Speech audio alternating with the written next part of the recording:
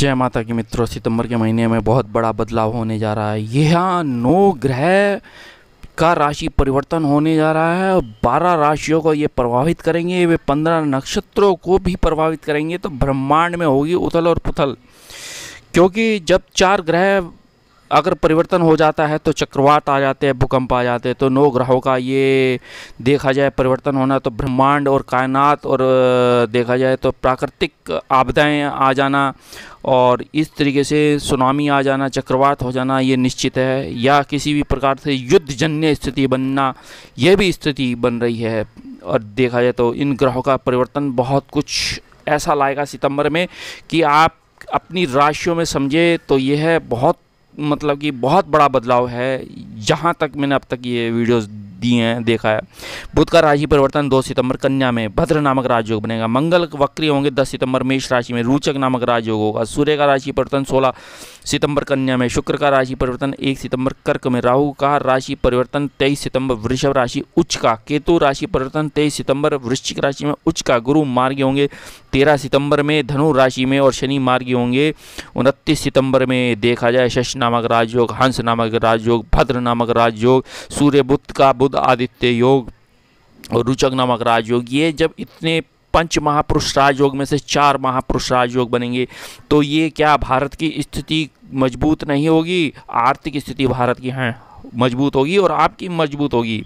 यहाँ देखिए, इस सितंबर में देखा जाए 9 ग्रहों का राशि परिवर्तन होने जा रहा है। यह 9 ग्रह 15 नक्षत्रों को प्रभावित कर रहे हैं और 12 राशियों को प्रभावित कर रहे हैं। तो देखा जाए तो अब देखते हैं कौन कौन से नक्षत्रों पे ये ग्रह चलेंगे, गोचर करेंगे। बुध उत्तरा फाल्गुनी हस्त और चित्रा में गोचर। शुक्र पुष्य अश्लेषा मघा पूर्वा फाल्गुनी उत्तरा फाल्गुनी गोचर। सूर्य का भी गोचर उत्तरा फाल्गुनी हस्त और चित्रा में। मंगल का अश्विनी और राहु का मृगशिरा रोहिणी कृतिका नक्षत्र में। शत्रुओं के घर में मंगल के और चंद्रमा के और सूर्य के। केतु ज्येष्ठा बुध अनुराधा। देखा जाए तो शनि और विशाखा बृहस्पति बहुत अच्छा संयोग बनेगा। गुरु पूर्वाषाढ़ा उत्तराषाढ़ा में गोचर रहेगा, सूर्य के घर में रहेगा, शुक्र के घर में रहेगा। तो शनि सूर्य के घर में उत्तराषाढ़ा नक्षत्र में रहेंगे। तो ये 15 नक्षत्रों का गोचर क्या नहीं करेगा, क्योंकि हम देखा जाए तो व्यक्ति देखा जाए तो आश्रित ही ग्रहों पे है और नक्षत्रों पे है।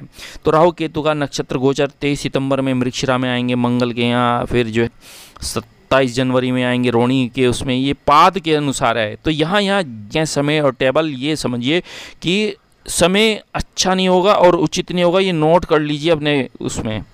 देखा जाए तो राहु नॉर्थ नोड पे और केतु साउथ कोड पे रहता है। तो सोलर पाथ लूनर पाथ पे ये इंटरसेक्शन है और यहीं राहु और केतु को इंडिकेट किया गया है। अब जब देखा जाए तो 4 से 7 डिग्री होते हैं तो तब सूर्य राहु चंद्र राहु का ग्रहण बनता है। अब राहु अपने में एक छायाकृत ग्रह है, इसका कोई अस्तित्व नहीं होता और राहु एक मायावी ग्रह है, छल कराने का ग्रह है, झूठ बोलने का ग्रह है, निंदा कराने का ग्रह है।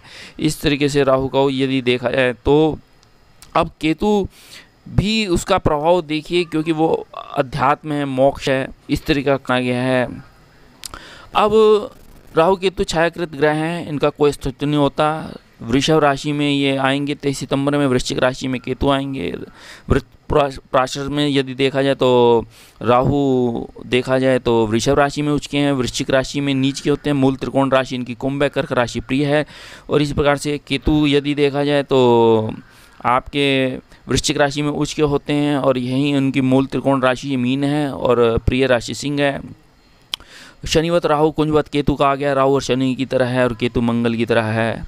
और यहीं देखा जाए तो इस तरीके से राहु एक धोखेबाज ग्रह है और विदेशों से जो है व्यापार कराता है, संपदा जमीन देता है, नशा तंबाकू आदि का भी व्यापार कराता है। गुप्त रिसर्च जैसे वैक्सीन का गुप्त research, virus, Rahu Ketu virus के कारक हैं।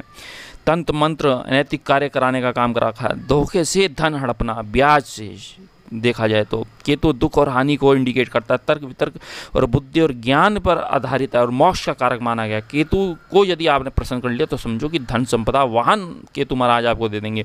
केतु को वेद में ध्वज कहा गया है और राहु इच्छा को बढ़ाता है, केतु जो है इच्छाओं को घटाता है। अब केतु विभक्ति का कारक है, राहु जिस ग्रह के साथ बैठेगा उसी का ही प्रभाव ले लेगा और केतु जिसके बैठेगा जिसके साथ उसकी कमियां निकाल देगा। अब ध्वज का अर्थ होता है ऊंचाइयां, तो आप ऊंचाइयां छूने जा रहे हैं, ये समझिए आप।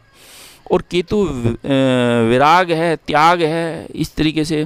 और 30 से लगी 0 डिग्री तक ये जो है विपरीत घूमते हैं। 1, 2, 3, 6, 10, 11 में तो ये शुभ मानेंगे। और राहु कम्युनिकेशन है, इंपोर्ट एक्सपोर्ट है, इंटरनेट है, ऑनलाइन बिजनेस है, शेयर्स हैं, इस तरीके का काम है। आईबी का काम है केतु का। और यदि देखा जाए तो इस तरीके से इस राहु का प्रभाव। अब मैं अन्य आपके सूर्य का परिवर्तन, शुक्र का परिवर्तन, बुध का परिवर्तन क्या है, किस तरीके।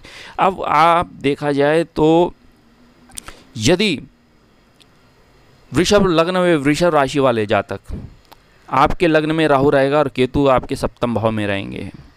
और देखा जाए तो आपके चतुर्थ भाव में शुक्र रहेंगे, तृतीय भाव में शुक्र का गोचर रहेगा।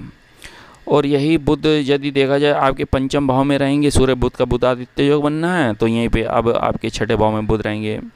फिर आपके अष्टम भाव में गुरु स्व राशि रहेंगे और शनि आपके नवम भाव में रहेंगे और मंगल आपके 12वें भाव में रहेंगे। तो अब क्या स्थिति रहेंगी, क्योंकि आपका लग्नेश का स्वामी शुक्र है, तो शुक्र को माया कहा गया है, लक्ष्मी का स्वरूप माना गया है, ये कारक माना गया लक्ष्मी धन का, और ऐश्वर्य का, वैभव का, संपन्नता का कारक माना गया है, भावनाओं का, संवेदनाओं का, सौंदर्य का ये कारक माना गया है, प्रेम है। यदि देखा जाए तो इसमें संगीत है, ग्लैमर है, चकाचौंध है, फैशन है, कपड़ा है, आभूषण है, ये सब इसके कारक हैं, भोग विलास का कारक माना गया है।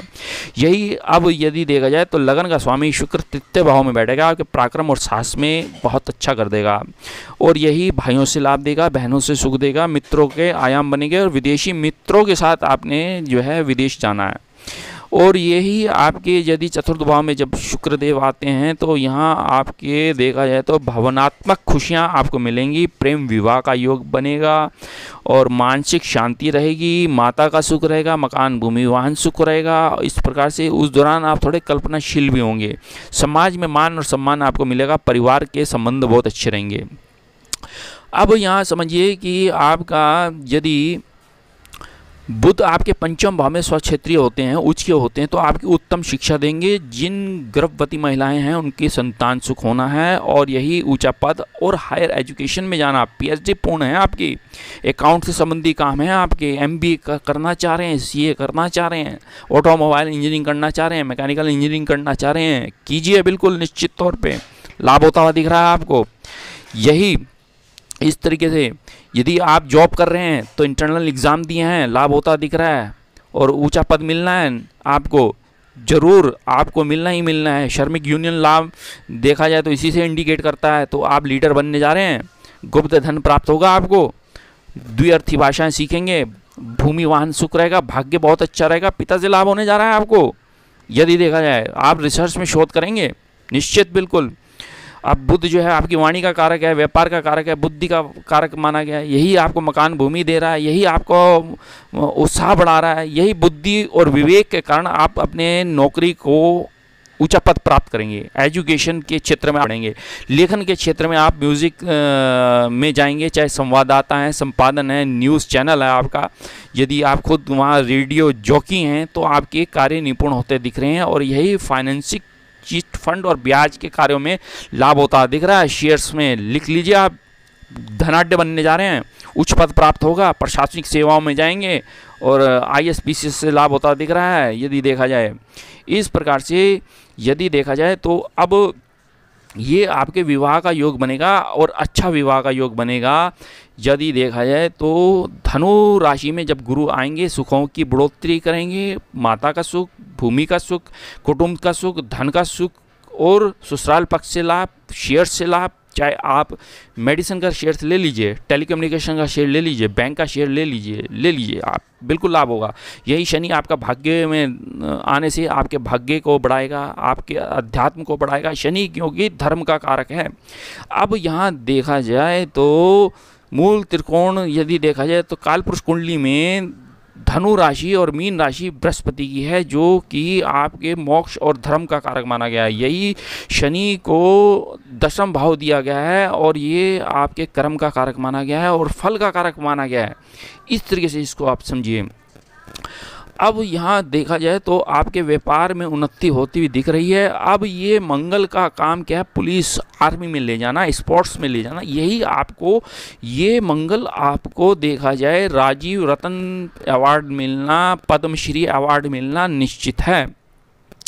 यही आपको विदेशों से प्रतियोगिताओं में पास कराएगा, चाहे वो आईएएस बनने जा रहे हों, चाहे आप विद्युत कर्मचारी हों, चाहे आपके मोबाइल्स के काम हों, चाहे आपने एमसीए किया है, हार्डवेयर और सॉफ्टवेयर का बिजनेस है, पास होते हुए दिख रहे हैं, बिजनेस अच्छे होते दिख रहे हैं। आप ये देख रहे हैं कि आप जब बृहस्पति नीच का था, अतिचारी था, तो इस दौरान हमारे मतलब कि विद्यालयों में, यूनिवर्सिटीज़ में लड़ाई झगड़े और फसाद हो गए।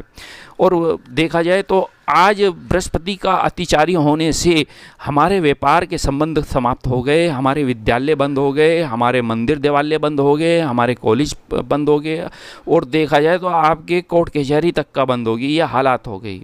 अब क्योंकि मिथुन राशि में जब ये राहु गोचर रहा तो ये ऐसा है कि राहु 18 वर्ष की महादशा होती है, लेकिन गोचर 18 माह के लिए होता है। अब जैसे ही राहु ने 9 महीने तो बहुत अच्छा व्यापार दिया, 4G दिया, व्यापार बहुत अच्छा हुआ, शेयर्स बहुत अच्छे राइज कर गए।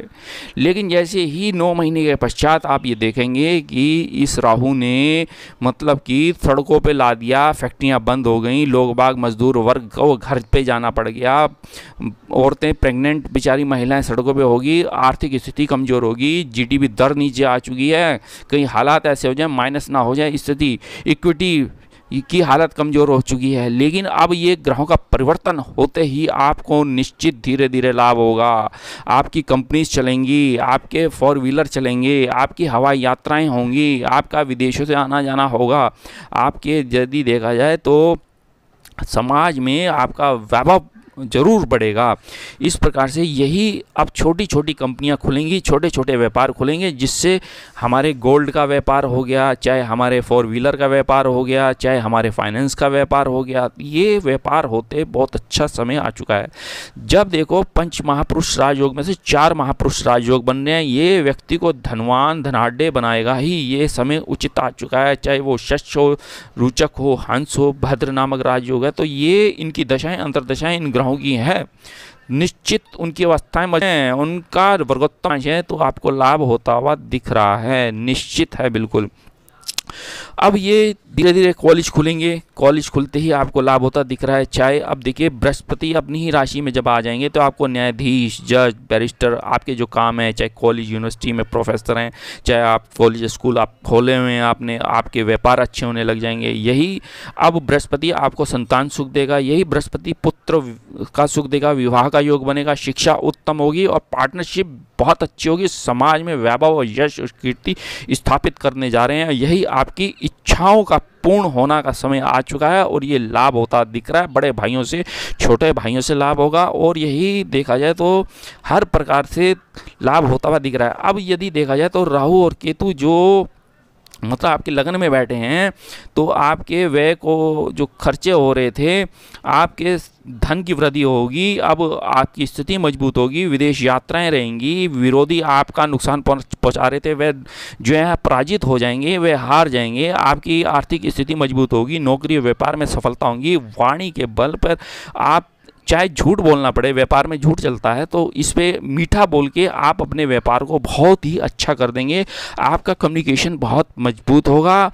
अब भारत की स्थिति देखा जाए तो ये राहु केतु, ये 9 ग्रहों का परिवर्तन होते ही थोड़ा भूकंप, सुनामी और तूफान तो ये संकेत दे रहा है, लेकिन अमेरिका और चीन का युद्ध तय है और भारत और पाकिस्तान का युद्ध तय है, क्योंकि पीओके भारत लेता हुआ दिख रहा है। भारत का नाम पूरे राष्ट्र में हो चुका है, अंतर्राष्ट्रीय ख्याति प्राप्त कर ली है। भारत के पास वेपन्स हैं, भारत के पास न्यूक्लियर्स हैं, टेक्नोलॉजी है भारत के पास, आर्थिक स्थिति भारत की बहुत मजबूत है। औरों की अपेक्षा भारत आज अंतर्राष्ट्रीय में मोदी जी का नाम हो चुका है, WHO में आज हम अध्यक्ष हो गए हैं।